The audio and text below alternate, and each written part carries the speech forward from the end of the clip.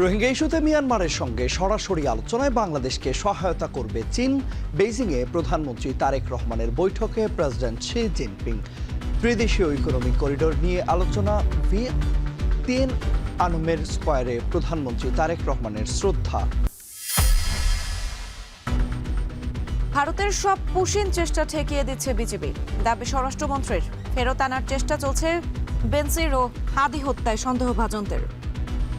কাউকে ধরে বর্ডারে পুশিং করিয়ে দেওয়া এটা যথাযথ প্রক্রিয়া নয়। যদি সেরকম কোনো নাগরিক আমাদের থাকে সেই দেশে, তাদের তালিকা করে পররাষ্ট্র মন্ত্রণালয়ের মাধ্যমে পাঠাতে পারে।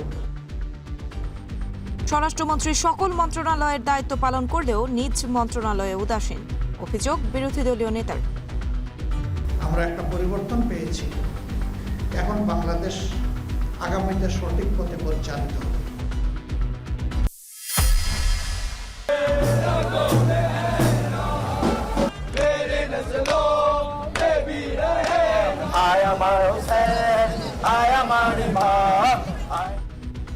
পবিত্র আশুরা উপলক্ষে হোসাইনি দালান ইমামবাড়া থেকে তাজিয়া মিছিল।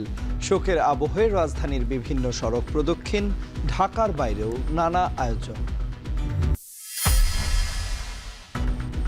রাজধানীতে সরবরাহ বাড়ায় সবজির বাজারে স্বস্তি। ঢাকায় মাছের দাম আগের মতো থাকলেও চট্টগ্রামে ইলিশের দাম চড়া।